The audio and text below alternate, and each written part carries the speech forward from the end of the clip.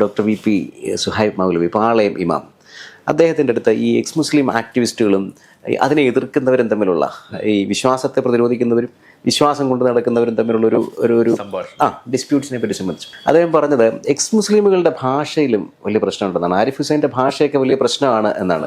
അപ്പം ഞാനത് ചിരിക്കുകയും തലകുലിക്കുകയും ചെയ്തു. അതിൻ്റെ റീസൺ എന്ന് പറഞ്ഞാൽ ഞാൻ താങ്കളുടെ വീഡിയോകൾ ധാരാളമായി കേൾക്കുമ്പോൾ ഈ പറയുന്നത് പോലെ എടുത്തടിച്ച് പറയുന്നത് മുഹമ്മദ് നബി അടിമയെ പൂശിയാലാണ്. ഇതിൽ ഈ പൂശിയ എന്ന വാക്കാണ് അവിടെ പ്രശ്നമാകുന്നത്. ഒരു റിഫോർമേഷൻ്റെ ഭാഗമായി പ്രവർത്തിക്കുകയാണ് താങ്കൾ. ഈ താങ്കളെ വിളിക്കുന്ന ആൾക്കാർ പലപ്പോഴും സാധാരണക്കാരായ മനുഷ്യരായിരിക്കും. വളരെ കടുത്ത മതബോധത്തിൽ പ്രതിരോധിക്കാൻ വേണ്ടി വിളിക്കുന്നവരാണ്. ഞങ്ങളുടെ പ്രവാചകനെയും ഞങ്ങളുടെ അള്ളാഹുവിനെയും പ്രതിരോധിക്കാൻ വേണ്ടി വിളിക്കുന്നവരാണ്. അവരോടാണ് ഈ എടുത്തടിച്ച് മുഹമ്മദ് നബി പൂശിയ കാര്യം പറയുന്നത്. എന്തുകൊണ്ടാണ് ആ ഭാഷ? ഒന്നാമത്തെ കാരണം എന്ന് പറയുന്നത് ഇസ്ലാം ഒരു പേപ്പട്ടി മതമാണ്. ഓക്കെ, ഇന്നത്തെ കാലഘട്ടത്തിൽ പല മതങ്ങൾക്കും പ്രശ്നമുള്ളതുകൊണ്ട് ഇസ്ലാമിനേക്കാൾ കൂടുതൽ പ്രശ്നമുള്ള മതങ്ങളിലൂടെ ഉണ്ടായിട്ടുണ്ട്. പക്ഷെ ഇന്ന് നമ്മളെടുത്ത് നോക്കുകയാണെന്നുണ്ടെങ്കിൽ the longest running violence spree അത് ഇന്നും ഇസ്ലാം തന്നെയാണ്. ഏറ്റവും കൂടുതൽ ആളുകളെ ഒരു 10-30 വർഷം കൂടി കഴിഞ്ഞാൽ ഇതുവരെ ആളുകൾ ലോകത്ത് കൊന്നു തള്ളിയിട്ടുള്ള ആളുകളെക്കാൾ കൂടുതൽ കൊന്നു തള്ളിയ മതം ഒരു ആശയം ഉണ്ടെങ്കിൽ അത് ഇസ്ലാമായിട്ട് മാറും. അതിനിപ്പോൾ തന്നെ ഏകദേശം ബരാബറാണ്. അതിന് മുകളിലേക്ക് പോവാണ്. ഞാൻ ഈ ഔദ്യോഗികമായ കണക്കാണ് പറയുന്നത്. അനൗദ്യോഗികമായ കണക്കുകളും കൂടി നമ്മളിപ്പോൾ തന്നെ ചേർക്കുകയാണെന്നുണ്ടെങ്കിൽ എന്നോ കഴിഞ്ഞു പോയിട്ടുണ്ട്. പക്ഷെ അത് നമ്മൾ വിടുകയാണ്. തൽക്കാലം ഒരു 18-19 നൂറ്റാണ്ടിന് ശേഷമുള്ളത് കണക്ക് മാത്രമേ നമ്മൾ എടുക്കുന്നുള്ളൂ. അപ്പോൾ അങ്ങനെ ഒരു പ്രശ്നമുള്ളത് കൊണ്ട് നമ്മൾ ഇതിനെ എതിർക്കണം. ആ എതിർക്കുന്ന സമയത്ത് ഇവിടെ സംഭവിച്ചില്ല. ഇസ്ലാം എന്ന് പറയുന്ന ഒരു മതത്തിനകത്ത് നിന്നുകൊണ്ട് ഒരു റിഫോം നടത്തിയതുമായി കണക്ട് ചെയ്തിട്ട് നിങ്ങൾക്ക് ഒരാളുടെ പേര് പോലും പറയാൻ കഴിയില്ല. ഇപ്പോൾ ഹിന്ദു മതം ഇവിടെ ഉണ്ട്. ഹിന്ദു മതത്തിൽ റിഫോർമേഷൻ നടന്നതിനെ കുറിച്ച് നമുക്ക് പറയാം. അതിൽ റിഫോർമേഷന്റെ നേതാക്കളായിട്ടുള്ള ആളുകളുടെ പേര് ഇപ്പൊ ഞാൻ പറയുമ്പോൾ തന്നെ നിങ്ങൾ ധാരാളമായിട്ടുണ്ട്. ഇഷ്ടംപോലെ. ഇസ്ലാമിൽ റിഫോർമേഷൻ നടത്തിയ ആളുകളുടെ പേര് നിങ്ങൾക്ക് ഒരെണ്ണെങ്കിലും ഓർത്തെടുക്കാൻ പറ്റും. ഇവരൊക്കെ ചിലരൊക്കെ അപൂർവമായിട്ടുണ്ട്. പക്ഷെ ഒരു പേരെടുത്ത് പറയാൻ എനിക്കും കിട്ടുന്നില്ല. ഞാനിപ്പോ കഴിഞ്ഞ ദിവസം നമ്മൾ കോളിൽ ഇതുപോലെ ഒരാൾ വിളിച്ചപ്പോൾ ഞാൻ ആളോട് ഇതേ ചോദ്യം ചോദിച്ചു. ആള് എന്നോട് പറഞ്ഞ എ റഹ്മാൻ എന്നാ പറഞ്ഞത്. ഞാൻ പെട്ടെന്ന് ആലോചിച്ച് സൽമാൻ റുഷ്ദിയും തസ്ലീമ നസ്രീനും ഒക്കെ ഓടിയ കഥകളാണ്. അല്ല, ശ്രമം എങ്കിലും അവരുടെ ഭാഗത്ത് അവരെ മുസ്ലിങ്ങൾ ഒരിക്കലും ഏറ്റെടുത്തിട്ടില്ല. ഓക്കെ, പക്ഷെ ഹിന്ദു മതത്തിൽ വന്ന റിഫോർമേഷന് വേണ്ടി വന്ന ആളുകളെ ഹിന്ദു മതത്തിലെ ആളുകൾ ഓർക്കാം. നമുക്ക് ശ്രീനാരായണ ഗുരുവിനെ ഓർക്കാം, അയ്യങ്കാളി അവരെ ഓർക്കാം, എത്രയോ മനുഷ്യരെ ഓർക്കാം. പോട്ടെ, അപ്പൊ അതാ ഒരു ചെറിയ വ്യത്യാസം. ഇനി ക്രിസ്ത്യാനിറ്റിയിൽ പോലും നിങ്ങൾക്ക് ആളെ കിട്ടും. ഇനി നമ്മളെപ്പോഴും പറയുന്ന ഒരു golden age of Islam. Okay, ഇസ്ലാം അങ്ങനെ ഉണ്ടായിരുന്നു, ആനയായിരുന്നു, ചേനയായിരുന്നു എന്നൊക്കെ പറയും. ഗോൾഡൻ ഏജ് എന്ന് പറയും. കുറെ ശാസ്ത്രം കണ്ടുപിടിച്ചു എന്നൊക്കെയാണ് ഇവർ പറയാം. നമ്മളത് സമ്മതിക്കുന്നു. എന്നിട്ട് അടുത്ത ചോദ്യം ഇവർ ഫേസ് ചെയ്യണം. എന്താണ് ചോദ്യം? ആ ഗോൾഡൻ ഏജിന് എന്ത് സംഭവിച്ചു? അതെന്താ ഇവർ പറയാത്തത്? ഗോൾഡൻ ഏജ് എവിടെ പോയി? അതെന്താ നിന്നുപോയത്? ആരാണ് അതിനെ നിർത്തിയത്? ഏതെങ്കിലും ജൂതം വന്നാണ് നിർത്തിയത്? ഏതെങ്കിലും ക്രിസ്ത്യാനി വന്ന് കൊങ്ങയ്ക്ക് പിടിച്ച് നിർത്തിയതാണ്? ഏതെങ്കിലും ഹിന്ദു വന്നിട്ട് ഏതെങ്കിലും സംഘി വന്നിട്ട് അടിച്ച് പരത്തിയതാണ്? മുസ്ലിങ്ങൾ തന്നെയാണ് അതിനെ ഒഴിവാക്കിയത്. ഗസാലി എന്ന് പറയുന്ന ഒരു ഇമാം, ആ ഇമാമിന്റെ നേതൃത്വത്തിൽ പല ആളുകൾ അതിന് ശേഷം വന്നു. ഈ ഗസാലി ഇമാമ് വന്ന് നടത്തിയിട്ടുള്ള ഏറ്റവും വലിയൊരു പ്രവർത്തനം എന്താണ്? ആ കാലഘട്ടത്തിൽ നടന്നുകൊണ്ടിരുന്നിരുന്ന ഇത്തരത്തിലുള്ള ശാസ്ത്രീയമായ മുന്നേറ്റങ്ങൾ. അത് ശാസ്ത്രീയമായ മുന്നേറ്റം എന്ന് പറയുമ്പോൾ എന്താ? അത് മതനിരാശത്തിന് വരെ വഴിവെക്കുന്ന തലത്തിൽ നിങ്ങൾ ഫിലോസഫിയും മറ്റു പല കാര്യങ്ങളും പഠിച്ച് ദൈവത്തെ വരെ ചോദ്യം ചെയ്ത് അസ്തിത്വത്തെ ചോദ്യം ചെയ്യുന്ന രീതിയിലേക്ക് ശാസ്ത്രവും ഗണിതവും ഒക്കെ പഠിച്ച് കിതാബുകൾ, ഇസ്ലാമിനേക്കാൾ അപ്പുറമുള്ള കിതാബുകൾക്ക് വേണ്ടിയിട്ട് ഒരു പ്രാമുഖ്യം കൊടുക്കുന്ന ശ്രദ്ധയപ്പെടുമ്പോൾ ആള് പറഞ്ഞു വെച്ചത് അത് പാടില്ല എന്നാണ്. അങ്ങനെയാണ് ആ സാധനം ഇവിടെ കെട്ടുപോയത്. അപ്പൊ ഗോൾഡൻ ഏജ് ഉണ്ടായിരുന്നു. ഇസ്ലാമിക് ഗോൾഡൻ അല്ല ശരിക്കും പറഞ്ഞാൽ, അതൊരു അറബിക് ഗോൾഡൻ ഏജ് ആണ്. ഇന്നിപ്പോൾ നമ്മൾ ജീവിച്ചുകൊണ്ടെങ്കിൽ ഒരു ഇംഗ്ലീഷ് ഗോൾഡൻ ഏജിലാണ്. എല്ലാ അറിവും ഒരു ഇംഗ്ലീഷ് ലാംഗ്വേജിന്റെ ഭാഗമായിക്കൊണ്ട് വളരുന്ന ഒരു കാലഘട്ടത്തിലാണ് നമ്മൾ ഇന്ന് ജീവിക്കുന്നത്. എന്ന് പറഞ്ഞ ഒരു കാലഘട്ടത്തിൽ അത് അറബിയായിരുന്നു. ആ അറബിയെയാണ് ഇവര് ഈ പറയുന്ന ഇസ്ലാമിക് എന്ന് വിളിക്കുന്നത്. കാരണം ഇതിലിപ്പോൾ ഒരു ഉദാഹരണം ഇവർ പറഞ്ഞ ഇബ്നു സീന ഏറ്റവും വലിയ ഒരു ഇസ്ലാമിക പണ്ഡിതനാണെന്ന്. ഈ ഇബ്നു സീനയെ വിളിച്ചിരുന്നത് ലീഡർ ഓഫ് ദ കാഫിർ എന്നാണ്. ഓക്കെ, അത് മറച്ചു വെച്ചിട്ടാണ് ഇന്ന് ഇസ്ലാമിക ശാസ്ത്രജ്ഞൻ ഇവർ തന്നെ വിളിക്കുന്നത്. അപ്പോൾ എന്തിനാണ് അന്ന് കാഫറുകളുടെ നേതാവ് എന്ന് വിളിച്ചത്? പിന്നെ ഇതേപോലെ പല ആളുകളുടെ പേര് പറയും. എന്താണ്, ഹവാരിസ്മി, അങ്ങനെ പല പല ആളുകളുടെ. പിന്നെ ഒരു റോബോട്ടിക്സിന്റെ ഫാദർ എന്ന് പറഞ്ഞിട്ട് ഒരാൾ ഉന്തി തള്ളി കൊണ്ടുവരും. ഈ റാസി എന്ന് പറഞ്ഞിട്ട് കൊണ്ടുവരും. റാസിയെ വിളിച്ചിരുന്നത് കാഫിർ എന്നായിരുന്നു, ഹെററ്റിക് എന്നാണ് വിളിച്ചുകൊണ്ടിരുന്നത്. റാസി ഒരിക്കൽ പോലും ഒരു വിശ്വാസിയായിട്ട് ജീവിച്ചിരുന്ന ആളല്ല. പല ആളുകളും ഈ നിരാശം മറച്ചു വെച്ച് ജീവിച്ചിരുന്ന ആളുകളാണ്. ഈ റോബോട്ടിക്സിന്റെ ഫാദർ ഇവർ ഏറ്റവും കൂടുതൽ തള്ളി മറിക്കുന്ന ഒരു കാര്യമാണ്. അതിൽ ഇവർ പറയുമ്പോൾ ശരി നമ്മൾ സമ്മതിക്കുകയാണ്. എന്നാൽ ഈ റോബോട്ടിക്സിന്റെ ആൾ എന്താ ഉണ്ടാക്കിയത്? റോബോട്ടിക്സിന്റെ ആൾ ഉണ്ടാക്കിയ റോബോട്ട് എന്ന് പറഞ്ഞു കഴിഞ്ഞാൽ ഒരു പഴയ കാലത്തെ ഒരു രൂപം. ആ രൂപം ഉണ്ടാക്കുക, ജീവനുള്ള വസ്തുവിന്റെ രൂപം ഉണ്ടാക്കുക എന്ന് പറഞ്ഞാൽ ഇസ്ലാമിൽ ഹറാമാണ്. അങ്ങനെയുള്ള നിയമം അവിടെ ഇരിക്കുകയാണ് ഇദ്ദേഹം മയിലിനെ ഉണ്ടാക്കുന്നു, ഒട്ടകത്തിനെ ഉണ്ടാക്കുന്നു, ആനയെ ഉണ്ടാക്കുന്നു. ഹറാമാണോ അല്ലേ? ഇനി ഉണ്ടാക്കിയത് പോട്ടെ, ഈ ആനയും ഒട്ടകവും ആളുകളൊക്കെ എന്താ വിളമ്പിയിരുന്നത്? കള്ള്, വീഞ്ഞ്, ഇത് വിളമ്പുകയാണ് ചെയ്തത്. സംഗീതം ഉണ്ടാക്കുന്ന ഉപകരണം, സംഗീതം ഹറാമല്ലേ? വീഞ്ഞ് ഹറാമല്ലേ? ഇതെങ്ങനെയാണ് ഇസ്ലാമുമായിട്ട് കണക്ട് ആവുന്നത്? അപ്പൊ അദ്ദേഹത്തിന്റെ നോളജ് പ്രകാരം പല കാര്യങ്ങളും ചെയ്തു വെച്ചു. ഇത് ഇന്ന് ഒരു ഹൈജാക്ക് ചെയ്തെടുത്തിട്ട് അവരുടെ അസ്തിത്വം അങ്ങനെ ഒരു ചരിത്രം ഉണ്ടായിരുന്നു എന്ന് പറയാൻ വേണ്ടിയിട്ട് ശ്രമിക്കുകയാണ്. പക്ഷെ അത് 8 നിലയിൽ പൊട്ടും. കാരണം അത് കോറിലേറ്റ് ചെയ്യാൻ കഴിയില്ല. ഇനി അങ്ങനെ കോറിലേറ്റ് ചെയ്ത് എങ്ങനെയാലും ഒപ്പിച്ചാൽ തന്നെ ഗോൾഡൻ ഏജിന് എന്ത് സംഭവിച്ചു എന്ന് ചോദിച്ചാൽ അത് ഗസാലി ഇമാമ വന്ന് ഇടിച്ചു നിരത്തും. അവിടെ വരെയുള്ള അതിന്റെ ആയുസ് എന്ന് പറഞ്ഞാൽ. അപ്പൊ ഇതാണ് ഒരു കാരണം. രണ്ടാമത്തെ കാരണം എന്ന് പറഞ്ഞാൽ, ഇങ്ങനെയുള്ള ഒരു സാധനത്തെ നമ്മൾ വിമർശിക്കുമ്പോൾ വിമർശിക്കുന്ന ആളുകൾക്ക്, ഇപ്പൊ ഞാനിത് പറയുന്നത്, അതും ഒരു എക്സ് മുസ്ലിം ആയ രീതിയിൽ ഞാനിത് പറയുമ്പോൾ, ഞാൻ 1% പേടി കാണിച്ചാൽ ഇത് കേൾക്കുന്ന ആള് അതിന്റെ ഒരു 10 ഇരട്ടി കാണിക്കും. അപ്പൊ എന്റെ ലക്ഷ്യം എന്ന് പറയുന്നത്, ഇത് ഒരു ഹോളി ക്യാമൽ ഫീലിംഗ് ഇല്ലാതെ, ഇതിന് അങ്ങനെ ഒരു ദിവ്യത്വം എന്ന് പറയുന്ന ഒരു സാധനം, ഒരു ബഹുമാനം കൊടുക്കേണ്ട സാധനമില്ല, blasphemy is a birth right എന്നുള്ള രീതിയിൽ കണ്ട് അതിനെ അടിമുടി അതിനെ പച്ചയായിട്ട് അതിനെ എക്സ്പോസ് ചെയ്യേണ്ട ഒരു കാര്യം എന്നിരിക്കെ, നിങ്ങൾക്ക് ഹിന്ദു മതത്തെ വിമർശിക്കുമ്പോൾ ഇല്ലാത്ത തരം, ക്രിസ്ത്യാനിറ്റിയെ വിമർശിക്കുമ്പോൾ ഇല്ലാത്ത തരം ഒരു തരം ബഹുമാനമോ അല്ലെങ്കിൽ ഒരു ഹോളി കൗ ഫീലിങ്ങോ ഇസ്ലാമിനെ വിമർശിക്കുമ്പോൾ ഉണ്ടാവാൻ പാടില്ല. ഇതെനിക്ക് നിർബന്ധമാണ്. അതിന് വേണ്ടിയിട്ട് തന്നെയാണ് ഇത് ഉപയോഗിക്കുന്നത്. ഒരു പ്രധാന ലക്ഷ്യം അത് തന്നെയാണ്. അപ്പൊ ഞാൻ 1% കാണിച്ച് അപ്പുറത്ത് 10 ആവും, അതിനപ്പുറത്തേക്ക് പോകുമ്പോൾ അത് 20, 30 ആവും. അപ്പൊ ഇതൊരിക്കലും വരില്ല. എന്നാൽ ഇപ്പൊ നമ്മൾ കാണുന്നത് എന്താണ്? ഇതൊരു റിവേഴ്സ് മദ്രസയല്ല നമ്മൾ ചെയ്യുന്നത്. നമ്മളിത് ചെയ്യുന്ന ഒരു സോഷ്യൽ എഞ്ചിനീയറിംഗ് ആണ്. അപ്പോൾ ഞാനൊരു കാര്യം പറഞ്ഞാൽ ഇത് ഏറ്റെടുക്കുന്നത് മുസ്ലിങ്ങളെക്കാൾ കൂടുതൽ സാധാരണ മനുഷ്യന്മാരാണ്. അവരെല്ലാം മതത്തിൽപ്പെട്ടവരുണ്ട്, ഇല്ലാത്തവരുണ്ട്, എല്ലാവരും ഉണ്ട്. അപ്പോൾ ഒരു തീവ്രവാദി സ്വഭാവം കൊണ്ട് നടക്കുന്ന, ഒരു തീവ്ര ഇസ്ലാം കൊണ്ട് നടക്കുന്ന ഏതെങ്കിലും ഒരു മുസ്ലിമിനെ കയ്യിൽ കിട്ടിയാൽ ആർക്ക് വേണമെങ്കിലും ഇന്ന് അവനെ തിരുത്താനുള്ള ഒരു സോഷ്യൽ സാഹചര്യം സൃഷ്ടിക്കുക എന്നുള്ളതാണ് നമ്മുടെ ലക്ഷ്യം. അത് ഇന്ന് നടക്കുന്നുണ്ട്. അതുകൊണ്ട് തന്നെ കോയാപ്പുളിയും ഒക്കെ അധികം നാൾ ഉണ്ടാവില്ല, പൂട്ടിക്കെട്ടുന്നാണ് എനിക്ക് തോന്നുന്നത്. ആരും വിളിക്കണില്ല. ഇപ്പോൾ വിശ്വാസികളൊന്നും ഇപ്പോൾ കുരുപൊട്ടി വിളിക്കുന്നത് കുറവാണ്. മതപണ്ഡിതന്മാർ തന്നെ പറയുന്നുണ്ട്, അയാളുടെ പരിപാടിയിലേക്ക് വിളിച്ച് വെറുതെ നമ്മളെ വിമർശിക്കുന്ന അവസരം കൂടി. അവസാനത്തെ ഒരു കാരണം കൂടിയുണ്ട് എന്തുകൊണ്ട് ഈ ഭാഷ. മൂന്നാമത്തെ കാരണം എന്ന് പറഞ്ഞാൽ, ഇതൊരു ലിറ്റററി ടൂളാണ്. നമ്മൾ ഈ പറയുന്നതിൻ്റെ ആ ഒരു എന്താ പറയുക, ഒരു ഇന്റൻസിറ്റി കിട്ടണമെന്നുണ്ടെങ്കിൽ, ഇപ്പൊ മുഹമ്മദ് നബി അടിമയെ ബലാത്സംഗം ചെയ്തു എന്ന് പറഞ്ഞാൽ അത് കിട്ടില്ല. അതും ചിലപ്പോൾ വിശുദ്ധവത്കരിക്കപ്പെടില്ലേ, ഒരു വിശുദ്ധ ബലാത്സംഗമായിട്ട്. അപ്പോ അവിടെ ആ ഒരു കോൺട്രാസ്റ്റ് ആണ് ഇതിനകത്ത് ഇന്റൻസിറ്റി ഉണ്ടാക്കുന്നത്. ഈ കോൺട്രാസ്റ്റ് എന്ന് പറഞ്ഞാൽ എന്താണ്?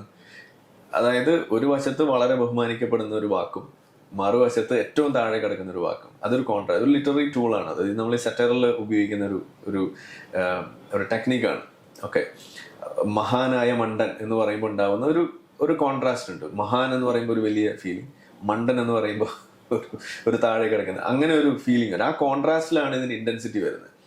അവൻ വലിയ മണ്ടനാന്ന് പറഞ്ഞു കഴിഞ്ഞാൽ ആർക്കും പിടിയിട്ടില്ല. പക്ഷെ അവൻ മഹാനായ ഒരു മണ്ടനെന്ന് പറയുമ്പോൾ അപ്പോൾ കുറച്ചും കൂടി ഒരു ഭയവും ഇല്ലാത്ത, ഇതും വിമർശന വിധേയമാണ് എന്നൊരു പൊതുബോധത്തിലേക്ക് ആൾക്കാരെ എത്തിക്കണം എന്നുള്ളതാണ്. അത് നോർമലൈസ് ചെയ്യുക എന്നുള്ളതാണ്. ഇത് ആർക്കും ചെയ്യാൻ പറ്റണം എന്നുള്ളതാണ്. ഇപ്പൊ നിങ്ങൾക്ക് ഇപ്പൊ എൻ്റെ അടുത്ത് ഈ പേപ്പട്ടി മതം എന്ന് പറയാൻ കഴിയുന്നു, അല്ലെങ്കിൽ മുഹമ്മദ് നബി പൂശി എന്ന് നിങ്ങൾക്ക് പറയാൻ കഴിയുന്ന പോലും ഞാനിത് പറഞ്ഞുകൊണ്ടാണ്. സംശയം വേണ്ട, അല്ലെങ്കിൽ എനിക്കിത് പറയാൻ ഭയം ഉണ്ടാവും.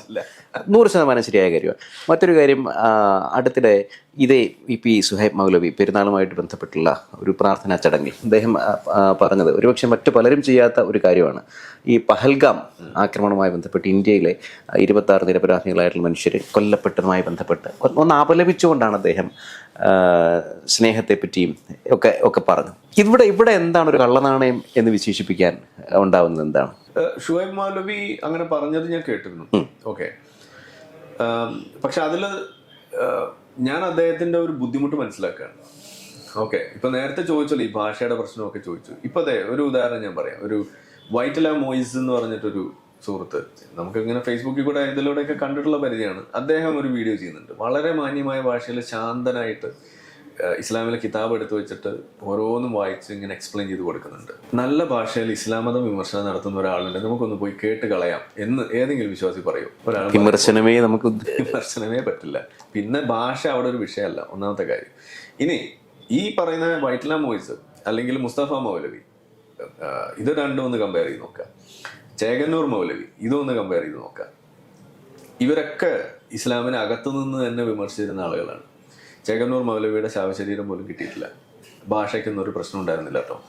ഇനി മുസ്തഫ മൗലവി, ഭാഷയ്ക്ക് ഒരു ബുദ്ധിമുട്ടുമില്ല. ആള് വളരെ മികച്ച രീതിയിൽ ഇസ്ലാമിനെ വെളുപ്പിച്ച് രാവിലെ നമ്മൾ ഒരു കൊട്ട ആട്ടുംകാട്ടം കൊടുത്താൽ വൈകിട്ട് അത് സ്വർണ്ണക്കട്ടിയാക്കി തരുന്ന തരം ഇസ്ലാമിനെ വിമർശിക്കുന്ന ഒരാളാണ്. എന്നുവെച്ചാൽ അതിനെ വേറെ രൂപത്തിലാക്കി തരും. അതുകൊണ്ട് തെറ്റുണ്ടോയെന്ന് ചോദിച്ചു കഴിഞ്ഞാൽ ഞാൻ പറയാം, എനിക്കതിനോട് യോജിപ്പൊന്നുമില്ല. പക്ഷെ എന്നാലും നമ്മളെ കേൾക്കുന്നതിനേക്കാൾ കൂടുതൽ, ജാക്കിർ നായിക്കിനേക്കാൾ കേൾക്കുന്നതിനേക്കാൾ കൂടുതൽ ഇദ്ദേഹത്തെ കേൾക്കും.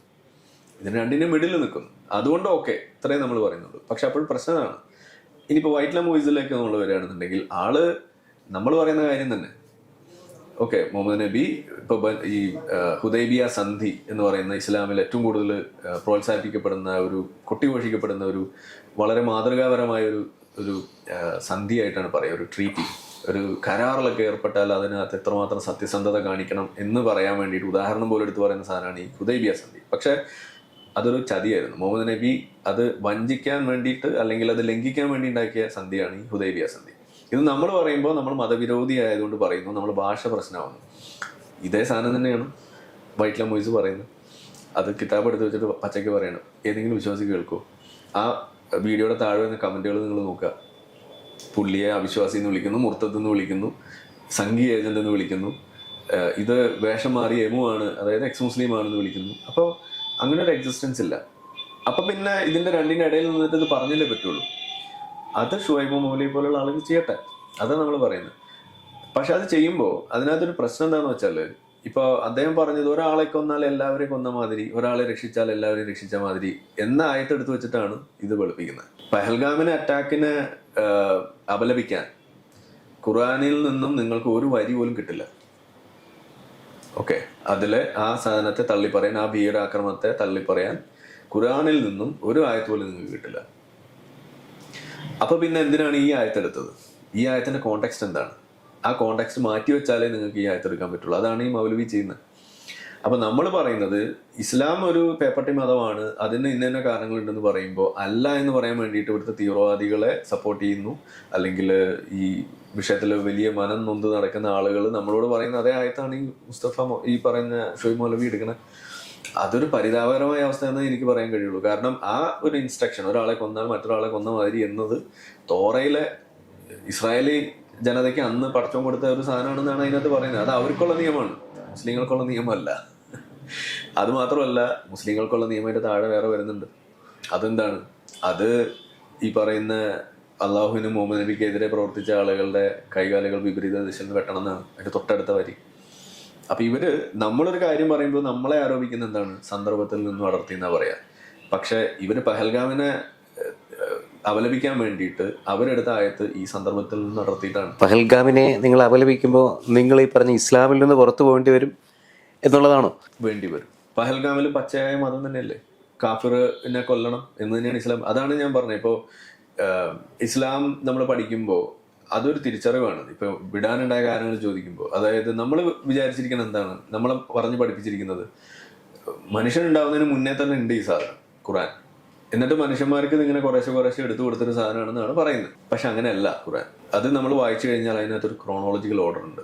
അതായത് മുഹമ്മദ് നബി മക്കയിൽ ജീവിക്കുന്ന കാലത്ത് കുറേ കാര്യങ്ങൾ പറഞ്ഞിട്ടുണ്ട്. പിന്നെ അവിടെ നിന്നും മദീനയിലേക്ക് പോയതിനു ശേഷം വേറെ കുറേ സാധനങ്ങൾ പറഞ്ഞിട്ടുണ്ട്. ഇത് രണ്ടും അജഗജാന്തരാണ്, ആനയും ആടും. അതായത് മക്കയിൽ ജീവിച്ചിരുന്ന ആദ്യകാലത്ത് പറഞ്ഞിരുന്ന സാധനങ്ങൾ എന്ന് പറഞ്ഞു കഴിഞ്ഞാൽ വളരെ സമാധാനം, കാവ്യഭംഗി ഒക്കെ ഉള്ള സാധനങ്ങളാണ്. നിങ്ങൾക്ക് നിങ്ങളുടെ മതം, എനിക്ക് എൻ്റെ മതം എന്നൊക്കെ പറയുമ്പോൾ ആഹാ എത്ര മനോഹരം. പക്ഷെ മദീനയിലേക്ക് എത്തിക്കഴിയുമ്പോൾ പിന്നെ ഉണ്ടാവുന്ന എന്താണ്? കാഫിറിനെ കണ്ടെടുത്ത് വെച്ച് വെട്ടിക്കൊല്ലണം എന്നാണ് പറയുന്നത്. 9:5 അത് നസ്ക് ചെയ്യാന്ന് പറയും. അപ്പോൾ ഈ ക്രോണോളജിക്കൽ ഓർഡർ എന്ന് പറയുന്ന ഒരു വിഷയം നമ്മുടെ തലയിലേക്ക് വരുന്നു ഇത് പഠിക്കാൻ വേണ്ടി ഇറങ്ങുമ്പോൾ. ഇതാണ് ഒന്നാമത്തെ ഒരു പ്രശ്നം. രണ്ടാമത്തെ കാരണം എന്ന് പറയുന്നത് നസ്ക് ചെയ്യാന്ന് പറയുന്ന ഒരു കാര്യം, അബ്രോഗേറ്റ് ചെയ്യുക, അതായത് റദ്ദാക്കുക.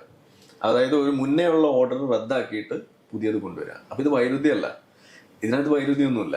പക്ഷെ നമ്മൾ ഇന്നത്തെ ആളുകൾ പറയുമ്പോൾ നമുക്ക് വേണമെങ്കിൽ ചോദിക്കാം, ഇപ്പോൾ നിങ്ങൾക്ക് നിങ്ങളുടെ മതം ലാ ഇക്രാഹ ഫിദ്ദീൻ, മതത്തിൽ ബലാത്കാരമില്ല എന്ന് ഒരു വശത്ത് പറയും, എന്നിട്ട് അപ്പുറത്ത് കാഫിറിനെ കൊല്ലാൻ പറയും. അതുപോലെ കീഴടങ്ങി കയ്യോടെ കപ്പം കൊടുക്കുന്നത് വരേക്കും അവരോട് നിങ്ങൾ യുദ്ധം ചെയ്യാമെന്ന് 9:28 ഒക്കെ എഴുതി പിടിപ്പിക്കുകയും ചെയ്യുമ്പോൾ ഇതെങ്ങനെ ശരിയാവുക? ലോകം മുഴുവൻ ഇസ്ലാമിന്റെ കീഴിലേക്ക് വരുന്നത് വരേക്കും നിങ്ങൾ യുദ്ധം ചെയ്യുക എന്ന് പറയുമ്പോൾ, അല്ലെങ്കിൽ നിങ്ങളുടെ അടുത്ത് താമസിക്കുന്ന അയൽക്കാരനോട് നിങ്ങൾ പരുഷമായിട്ട് നിങ്ങൾ നിലകൊള്ളുക, നിങ്ങളിൽ അവർ രൂക്ഷത കണ്ടെത്തണം, ഇതാണ് ഇസ്ലാം പഠിപ്പിക്കുന്നത്. അതേപോലെ നിങ്ങൾ നടന്നു പോകുമ്പോൾ എതിരെ ഒരു ജൂതനോ ക്രിസ്ത്യാനിയോ വരുമ്പോൾ അവന് വഴി ഇടുക്കി കൊടുക്കുക, അവനോട് സലാം പറയരുത്, ഇതൊക്കെയാണ് ഇസ്ലാമിൽ പഠിപ്പിക്കുന്നത്. അവിടെ നമ്മളിത് പറയുമ്പോൾ അയൽക്കാരന് ബിരിയാണി കൊടുക്കാൻ പറഞ്ഞിട്ടുണ്ടെന്ന് പറയുമ്പോൾ പ്രശ്നമാണ്. അപ്പൊ അവിടെയാണ് ഈ വൈരുദ്ധ്യം വരുന്നത്. അപ്പൊ ബിരിയാണി കൊടുക്കാൻ പറഞ്ഞിട്ടുണ്ടോ? ഉണ്ട്. അതെപ്പോഴാ പറഞ്ഞത്? അത് പണ്ട് പറഞ്ഞതാ. ഇപ്പൊ എന്താ പറഞ്ഞിരിക്കുന്നത്? അവർ കൊല്ലണം എന്നാ പറഞ്ഞിരിക്കുന്നത്. അപ്പൊ ഈ ഒരു ക്രോണോളജി ഇതിനകത്ത് ഒളിപ്പിച്ചു വെക്കും. ഇത് വിശ്വാസികളിലേക്ക് എത്തിക്കില്ല ഈ പറയുന്ന ആളുകൾ, കോണ്ടെക്സ്റ്റ് മുഴുവനായിട്ട് എത്തിക്കില്ല. ഇപ്പൊ അവർ ഇങ്ങോട്ട് ആക്രമിച്ചാലേ അങ്ങോട്ട് ആക്രമിക്കാൻ പാടുള്ളൂ എന്ന ചില വാചകങ്ങൾ എടുത്തു വെച്ചിട്ടാണ് ഇന്ന് ഇതിനെ ഡിഫെൻഡ് ചെയ്തത്. ആ വാചകമൊക്കെ റദ്ദാക്കി പോയിട്ടുണ്ട്. പകരം വന്നതാണ് ഈ സാധനം, കാഫിറിനെ കണ്ടെടുത്ത് വെച്ച് വെട്ടിക്കൊല്ലുക. അത് അതാണ് സ്റ്റാൻഡിങ് ഇൻസ്ട്രക്ഷൻ എന്നുള്ളത്. അപ്പൊ ഇത് നമ്മൾ ഈ പറയുമ്പോൾ ഈ ഷുഹൈബ് മൗലവിയോടുള്ള പോലെയുള്ള ആളുകളോടൊക്കെ നമുക്ക് പറയാനുള്ളത്, നിങ്ങൾ ഉപദേശിക്കേണ്ടതും തിരുത്തേണ്ടതും എന്നെയല്ല, എക്സ് മുസ്ലിങ്ങളല്ല. ഇത് ചെയ്യുന്ന പഹൽഗാമിൽ വെടിവെക്കാൻ വന്ന തീവ്രവാദിയെ പോയിട്ട് നിങ്ങൾക്ക് ഉപദേശിച്ച് നേരാക്കാൻ പറ്റുമോ? ലഷ്കർ എ തോയ്ബയുടെ നേതാവിനെ നിങ്ങൾക്ക് ഉപദേശിച്ച് നേരാക്കാൻ പറ്റുമോ?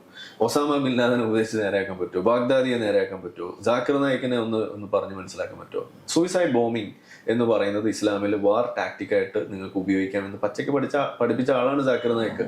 അവിടെ പോയിട്ട് നിങ്ങൾക്ക് തിരുത്തി പറയിപ്പിക്കാൻ കഴിയും? ഇബ്നു തൈമിയെ പോലെയൊക്കെയുള്ള ആളുകൾ, അല്ലെങ്കിൽ യൂസുഫ് അൽ കർദാവിയെ പോലെയൊക്കെയുള്ള ആളുകൾ പച്ചയ്ക്ക് ഈ പറയുന്ന തീവ്രവാദത്തിന് നേരിട്ട് സഹായകമാകുന്ന രീതിയിലുള്ള കാര്യങ്ങൾ പറഞ്ഞു വെച്ചിട്ടുണ്ട്. ജിഹാദിന് പ്രോത്സാഹനം തന്നെയാണ്.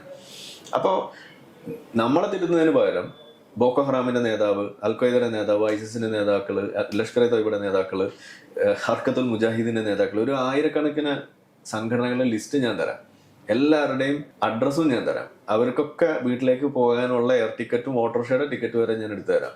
ഒന്ന് പോയിട്ട് ഇവരെയൊക്കെ ഒന്ന് പറഞ്ഞ് മനസ്സിലാക്കി, ഇത് അങ്ങനെയല്ല മോനെ, ഇത് സമാധാനത്തിൽ കൊടുക്കണം, ഒരാളെ കൊന്ന് എല്ലാവരെയും കൊല്ലണ മാതിരിയാണ് എന്നാണ് മുഹമ്മദ് നബി പഠിപ്പിച്ചത്, ഖുർആനിൽ അങ്ങനെയാണ് എന്ന് അവരെ ഒന്ന് പറഞ്ഞ് വിശ്വസിപ്പിച്ചാൽ നമ്മൾ ഈ പറഞ്ഞൊക്കെ എടുത്തോളാം. ഇതേ എനിക്ക് പറയാനുള്ളൂ. അത് അവരെ കൊണ്ട് പറ്റില്ല. അവരെക്കാൾ നന്നായിട്ട് ഇത് അറിയുന്ന ആളുകളാണ് ഇവർ. ഏറ്റവും പുതിയ വാർത്തകളും വിശേഷങ്ങളും വിരൽത്തുമ്പിലറിയാൻ സീ മലയാളം ന്യൂസ് എല്ലാ ഡിജിറ്റൽ പ്ലാറ്റ്ഫോമുകളിലും ലഭ്യം.